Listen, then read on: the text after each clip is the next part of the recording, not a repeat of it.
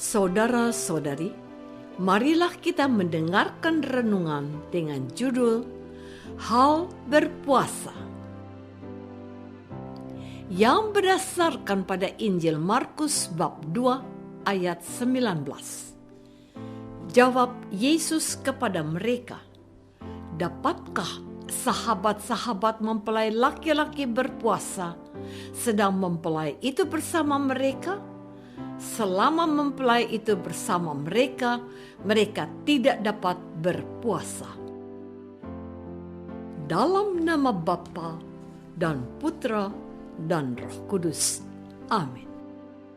Saudara-saudari terkasih dalam nama Tuhan Yesus Kristus. Pada suatu kali, ketika murid-murid Yohanes dan orang-orang Farisi sedang berpuasa, datanglah orang-orang dan mengatakan kepada Yesus, "Mengapa murid-murid Yohanes dan murid-murid orang Farisi berpuasa, tetapi murid-muridmu tidak?" Rupanya, orang banyak terusik saat menyaksikan perbedaan kebiasaan di depan mata, sehingga mereka pun melontarkan pertanyaan tersebut. Yesus paham dengan keterusikan mereka. Tanpa merasa disudutkan, Yesus memberikan penjelasan dalam bentuk perumpamaan agar mereka dapat memahami latar belakang dari kebiasaan berbeda yang dilakukan oleh murid-muridnya. Jawab Yesus kepada mereka, "Dapatkah sahabat-sahabat mempelai laki-laki berpuasa sedang mempelai itu bersama mereka? Selama mempelai itu bersama mereka, mereka tidak dapat berpuasa." Saudara-saudari terkasih, Yesus juga memperjelas maksudnya dengan perumpamaan yang lain. Kata Yesus kepada mereka, "Tidak seorang pun menambalkan secari kain yang belum susut pada baju yang tua, karena jika demikian, kain penambal itu akan mencabiknya. Yang baru mencabik yang tua, lalu makin besarlah koyaknya. Demikian juga tidak seorang pun mengisikan anggur yang baru ke dalam kantong kulit yang tua, karena jika demikian, anggur itu akan menggoyakkan kantong itu, sehingga anggur itu dan kantongnya dua-duanya terbuang. Tetapi anggur yang baru hendaknya disimpan dalam kantong yang baru pula." Ada 3 perumpamaan yang dinyatakan Yesus untuk menjelaskan latar belakang dari perbedaan kebiasaan para muridnya.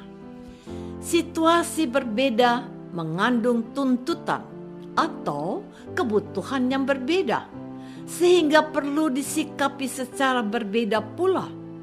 Kebiasaan berpuasa dan tidak berpuasa perlu dilihat juga konteksnya.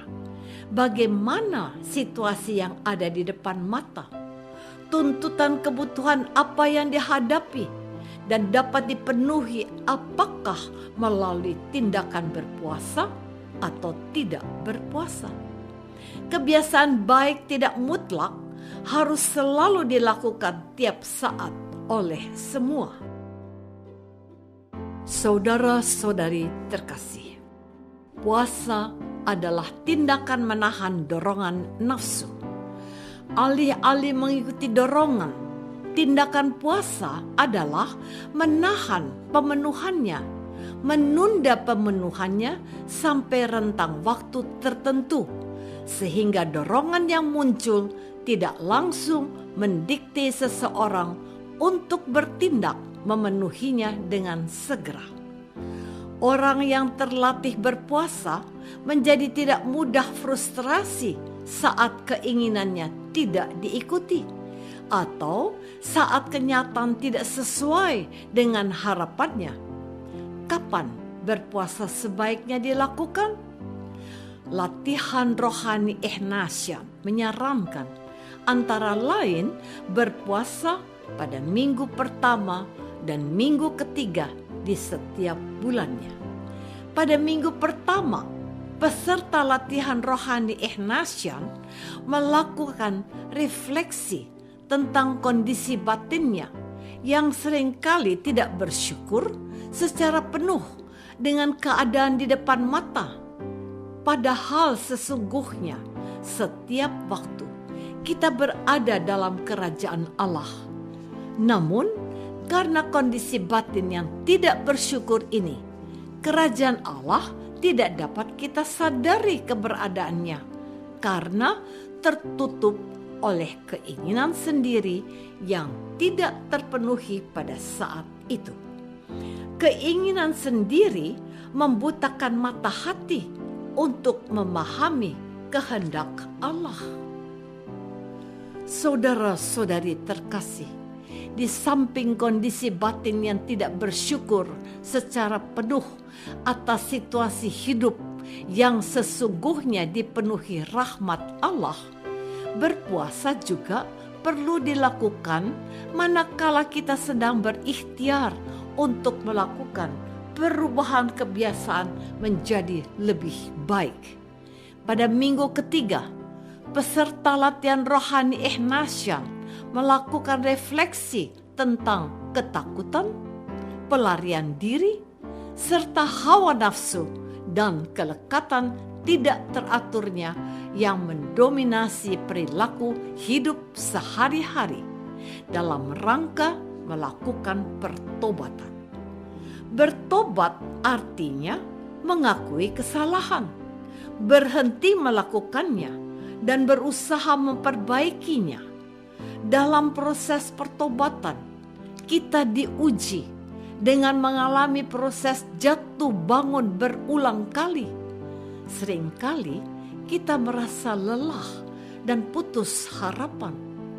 Tanpa sadar, keinginan bertobat dan menjadi baik yang ada dalam diri masih merupakan ego atau hawa nafsu pribadi akan kebaikan yang dikenal sebagai libido adorandi. Pada saat demikian, baiklah kita berpuasa, tidak memaksakan pertobatan, serta mengakui dan menerima kelemahan diri apa adanya. Apakah saya kerap menolak rahmat kejadian yang ada dalam keseharian? Apakah saya sedang berusaha memperbaiki diri? Perlukah saya berpuasa? Marilah kita berdoa. Tuhan Yesus, terima kasih atas firman-Mu pada hari ini. Kami sadar bahwa kami seringkali tidak puas dengan rahmat yang Engkau hadirkan pada kami saat ini. Kami lalu bertindak mengikuti pikiran dan keinginan kami sendiri. Pun ketika kami ingin bertobat tanpa sadar, keinginan bertobat itu belumlah murni dan masih merupakan ego kami sendiri. Bimbing kami untuk berpuasa dan berjeda di tengah puasa. Amin. Semoga kita semua selalu dinaungi dan dibimbing oleh berkat Allah yang Maha Kuasa, Bapa dan Putra dan Roh Kudus. Amin.